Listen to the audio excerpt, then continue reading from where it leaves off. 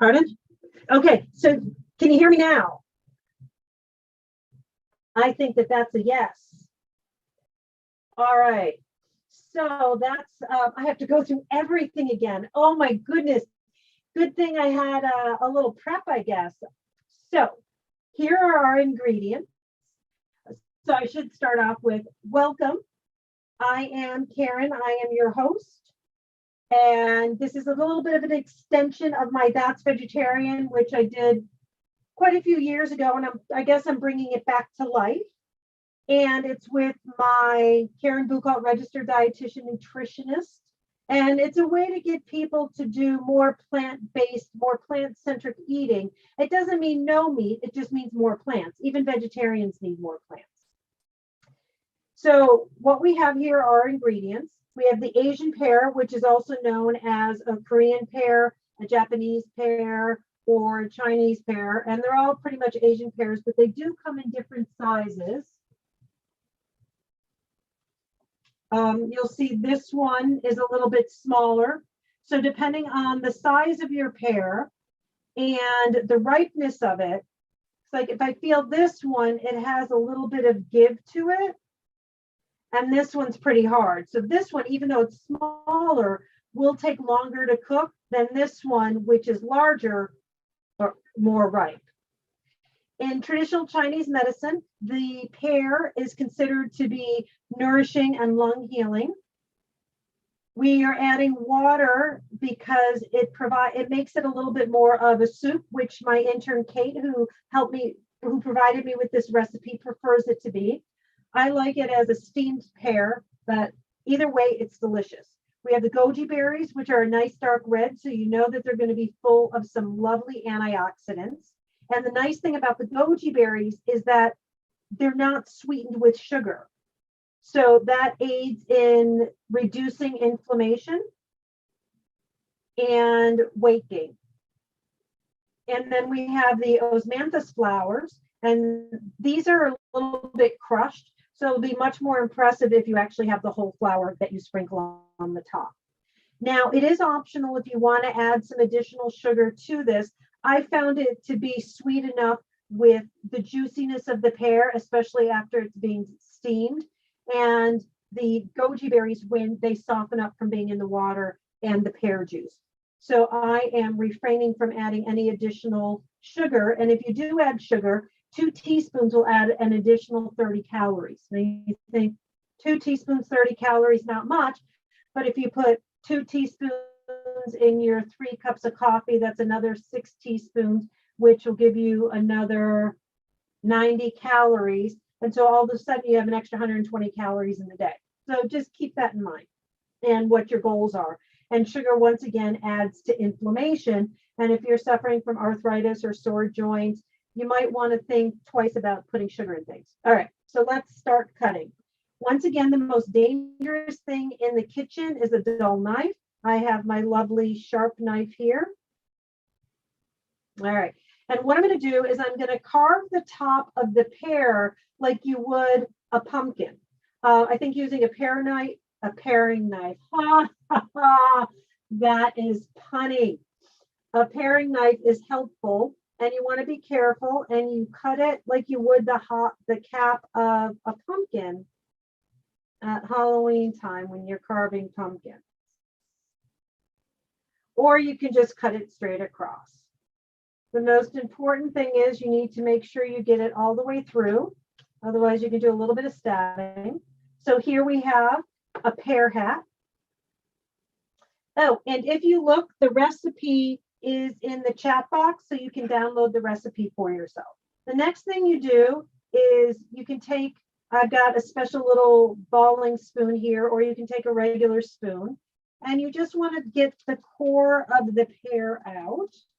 So you get the seeds out.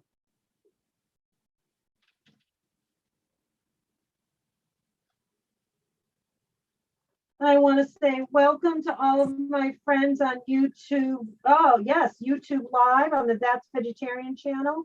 Welcome, welcome. And you want to be careful not to go too far down, because what you don't want to do is get a hole at the bottom. So We got that scraped out. And what I'm going to do is I'm going to get a bowl and I am going to place it in the bowl. So you want to have a bowl that's large enough to fit the pear, but also small enough to fit into your pot. I'm going to place the goji berries inside. When you see the recipe, it says about 12 goji berries. You want to fill this up so the cavity is probably filled about 2/3 of the way. So it might take a few more goji berries. You need to remember that the goji berries are going to expand as they absorb the water. And then I am going to take the water and pour it on top. And it's okay if it overflows a little bit. You can add up to a cup depending on how much liquid you want. I'm going to pour a little bit more over on the side because I don't want the goji berries to come out. So I used probably about a half a cup. It's one of those great recipes that doesn't have to be exact. I am going to, if you were to add sugar to it, now is when I would add the sugar before putting the water on. So I'd put the goji berries, the sugar, then the water, and really make sure it doesn't overflow so it doesn't go over. And then I'm just going to put the cap on.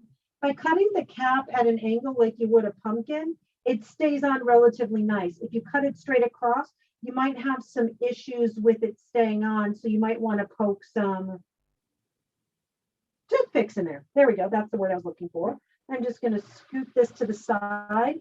We don't use the osmanthus flowers until the very end. So I'm going to bring over the pot. And all I'm going to do is place the bowl inside the pot. Grab some water. Now you can already preheat the water, and you just want to put enough in there till it's about halfway up the bowl. And the reason I do it about halfway up the bowl is because you don't want the water to all evaporate, and then you are out of water and you're going to burn your pan and maybe crack your bowl. And you also want to make sure that your bowl is resistant to boiling temperature, because what we're going to do now is we're going to turn. So I have the water just to give you a little bit of a visual. It's up to about this high on the bowl, so about halfway up. If you have a big enough pot and a bowl to fit in there, you can put multiple pears in there at once. If you have a difficult time finding an Asian pear, you can also use a regular pear. The Bosco or the Andes work well because they're a little bit firmer. You can also use an apple. So all of those work. So you'll see once again, we've got our pear with the goji berries with some water. We've got the cap on there. We've got water halfway up the side. I'm going to put the lid on. I'm going to turn the heat up to high, wait to listen for it to boil. And so then once it boils, you want to turn the heat down to like a medium low heat. So my stove has numbers from low to high. So what I did was I had it on high till it boiled, and then I took it down to about a 2.5 to let it cook the rest of the way, 20 to 40 minutes, depending on the ripeness. Now it's cooking, it's cooking, it's cooking. No, it's cooking, it's cooking, still cooking. Have we gone through 30 minutes yet? Oh, I don't know. Must be getting close. Well, the pear that I used was pretty ripe. So so you know that it was done in about 20 minutes. It's still cooking. It's still cooking. And wait, what do we see here? Magic presto. Look at that. It's done. You can see how the color of the water turned a little bit brown from the pear juice and the goji berries. If I lift up the cap, I can see the goji berries are all nice and plump. And what I'm going to do now is I am going to take those amanthus flowers. Now you're thinking, how on earth am I going to find these amanthus flowers? Well, You can find them at a place like Penzies or Kaliyushin, or there are some other people on the web looking at an Asian market. You can find them. Or what you can do is you can get like dehydrated strawberries or blueberries or the powders of those, crush them and sprinkle that on the top. And I found that this smelled very similar to chamomile flowers. So that's something else that you can use, some chamomile tea. Now, we want to keep it on a little bit longer with the steam so the osmanthus flowers get a little bit wilted. So let's put the lid back on.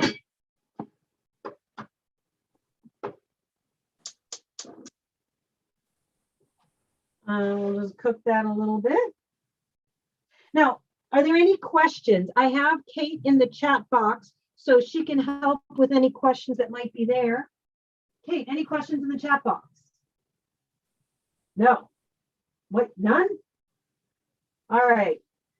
So as you can see, tonight's recipe was pretty easy. I've done it where I had a little bit of a bigger container that I put it in, and I was able to fit 3 pears in there and able to cook all of them at once. Another thing that happens that helps aid with creating more water is the condensation that happens from it boiling, going to the top of the pot, and then falling back into the bowl. So it does catch it. And that's the way I made it first, and there wasn't much liquid to it. And it was still extremely tasty, a lovely steamed pear. And it made a great, I think it would make a great breakfast. It would make a great appetizer. It would make a great snack. It would make a great dessert. There are so many uses for it. And it helps because there's so much fluid in there. It helps with dehydration. And with the way it's getting colder and the craziness of going into buildings where they have the heat blasting and you get so dry, having something nourishing like this will help rehydrate you, help rehydrate your skin. As traditional Asian Chinese medicine says, it'll also help with nourishing the lungs. So we cannot stop an episode of That's Vegetarian without me giving it a taste. I haven't quite wilted yet. What you can do is you can cheat the wilting too by taking a spoon with some of the hot liquid and pouring it over the top. So that would be a way to cheat the wilting if you're impatient like me. Get a little bit on the top, and that'll wilt them a little bit faster. All right. So, all right. You know what I'm going to do? I'm going to, oops, pull this aside. Take out the beautiful pear. And you can also test your pear while it's cooking to see how well a fork goes into it. And you can see the fork goes in there really well. All right. So now,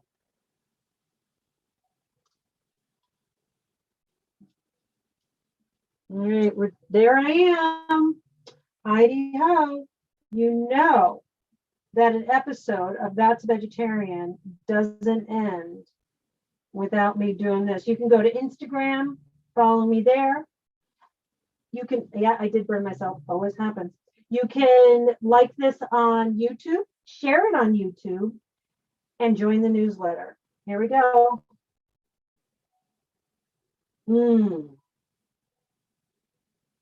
That's vegetarian. This is really good. It's sweet, but not overly sweet. And the osmanthus flowers, let's see.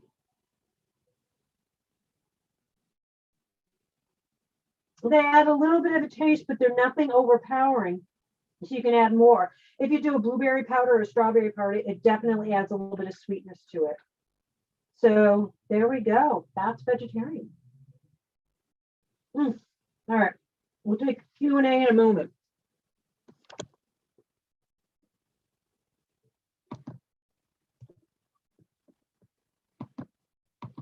We're going to end it.